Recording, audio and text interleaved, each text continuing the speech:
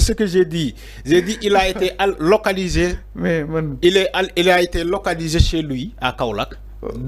Seront les dernières informations. Okay. Mais quand il a été placé sous mandat de dépôt, comme le disent les autres médias, non, lolo amul. Mais avant, c'est-à-dire donc lolo amul. Donc l'ordonnance du procureur sur Azoura Fall, où est-ce que nous en sommes? Entre autres, pas mal de questions qu'on se pose justement sur Azoura. Oui, c'est ça. Non, non, amul lu jaxaso parce que aussi même un citoyen bokoy arrêté, voilà bokoy wo ci kanam yoon, il faut pas bafouer ses droits aussi.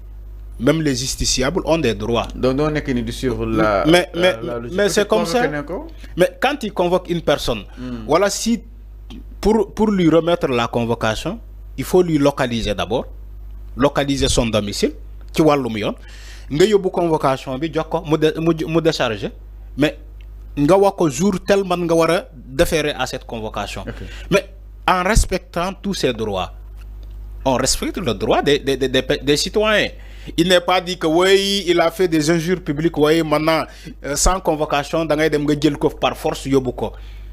C'est pas comme ça. On respecte. Oui, Assane, c'est ce que j'ai dit. Assane Diouf a refusé de déférer à la convocation. C'est pas Doben. Assane Diouf, quand il a été cueilli chez lui, dañ ko jox convocation mu ne du dem wuy ji parce que moom justice boobu justice Sonko la loolu la doon wax nee na justice Sonko la malgré la convocation qui lui a été remise moom Assane Diouf nee na du dem moo tax ñu dem këram jëli ko par force parce que loolu ça existe dans ci wàllum yoon un mandat d'amener par force. Si on te donne un mandat de comparution nga ne doo comparaître, mais le si top dañuy jox un mandat d'amener aux officiers de police judiciaire ñu dem jël la, que ça soit la police ou la gendarmerie ñu dem jëli la. Mais on n'en est pas arrivé là avec Azoura Fall. Bu fekkee Azoura Fall dafa jot convocation de comparution, mais il doit déférer à cette convocation en respectant bien au préalable ses droits.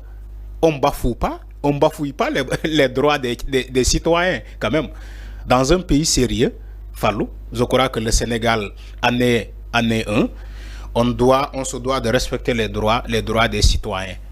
Même malgré l'ampleur de l'infraction, on doit respecter d'abord le droit de la personne. Alors enfin ñi jàpp ni aussi ki nga xam ne que moo di Azoura peut-être kàddu mi da nga koy daal di nga xam ne que moo di ñaawlu, mais juste y a une partie de personnes ñoo xam ne jàpp nañ que ni Azoura parti bi mu bokk assisté wuñu ko concrètement maanaam soutenir bi nga xam ne itam war nañ ko daal di woon def benn soutien bi gisuñu ko concrètement naka la ko daal di jàngatee loolu itam. Bon man gisuma loolu, man je crois que il doit être aidé. parce que Mali ba fi non, il doit être aidé. nee na waa Pastef donc ko seetaan. Il doit être aidé, man waxuma ci aidé boobu. Assistance psychologique. Non, war nañu ko jàppale ci xel. Il faut lui donner des psychologues ñu jàppale ko. C'est-à-dire que c'est sérieux. Il faut aussi qu'on en parle, Fallou. Il faut pas voir que le gars il est en train d'insulter Bobo Légui. Il y en a des gens qui te disent que njëkke wu ko tey Diomaye la njëkk saaga kenn arrêté wu ko. Il y en a des spéculations comme ça. Les gens disent que Azoura commencé wul di saaga Macky Sall, mais il a dafa njëkkoon insulter Diomaye kenn arrêté wu ko mu insulter Macky Sall moo tax ñi que ma ne leen du loolu. Azoura Fall, il faut que les gens l'aident. Ay jege ñaaleewam war nañu ko jàppale, waa Pastef war nañu ko jàppale. Parce que aussi quoi qu'on dise c'est un Baye Fall bu bokk ci ñoom Pastef. Baye Fall bi doon xeex la cause défendre le projet Pastef, Baye Fall Ousmane Sonko la comme on le dit, mais waa Pastef aussi il faut que ñu jàppale ko canaliser ko ne ko Azoura ñun ñoo yor càkk yi instant yi nii moment bi ni ñun waa Pastef ñoo yor càkk yi waroo insulter bu fekkee dans le passé da nga doon saaga maintenant nga jàppale ñu jàppale Ousmane Sonko waratoo saaga léegi yow saaga waru la. yow lu la war mooy nga jël réalisation Pastef yi di ko publier di ko fësal comme tous les membres de Pastef, comme tous les militants de Pastef dañuy jël les réalisations actuelles de Pastef di ko publier ñi di ko rafetlu di ko liker. Mais pourquoi yow Azoura Fall tu peux pas faire la même chose?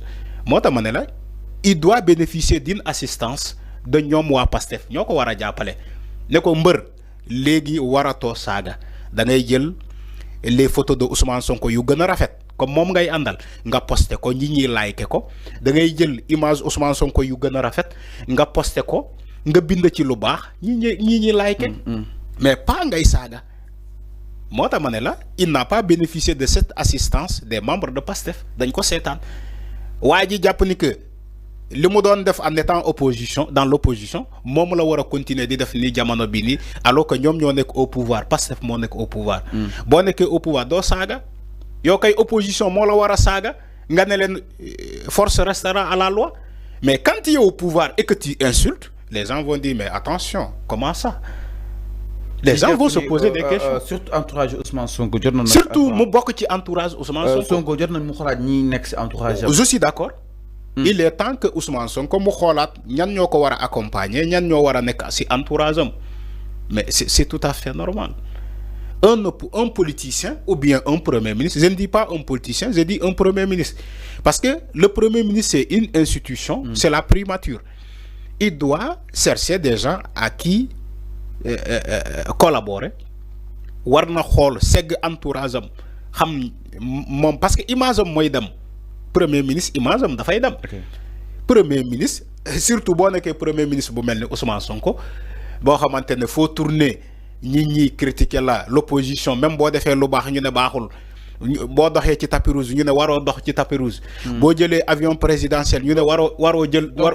ma ñëw boo jëlee avion présidentiel ñu ne waroo jël avion présidentiel boo accueillir les Jean-Luc Mélenchon ICAD ñu ne non waroo ko def boo demee Grand Théâtre nga ne école yi déjà école française yi tere musóor yi xale jigéen yu musuwar voilà yu muuro l'État du Sénégal ne va plus respecter ça gars yi décrier la surtout boo nekkee un premier ministre bu mel nii il faut être prudent avec ton entourage il faut nga segg sa entourage xam ñan ñooy accompagner ñan ñoo lay accompagner ak ñan ñoo la warul accompagner il n'est pas dit que nit bu àndulee ak yow mooy yow bëggoo ko il n'est pas dit que nit bu àndulee ak premier ministre mooy moom bokkul ci projet PASTEF bi projet bi ñëpp a ko bokk y a des gens yoo xamante ne dañoo liggéey ci projet bi te fësuñu te bokkuñu wala nekkuñu ci entourage Ousmane Sonko.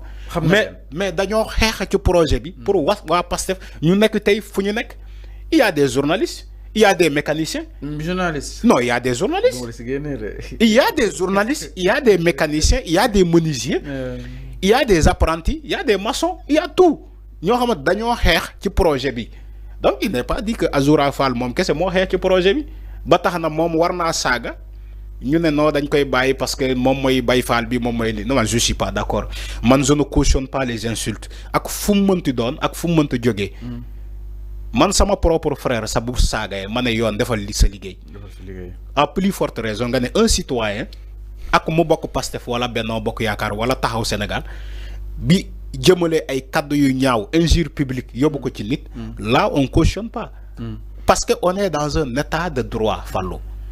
L'état de droit s'applique à tout le monde et pas une tiers, pas un tiers. L'état de droit s'applique à tout le monde.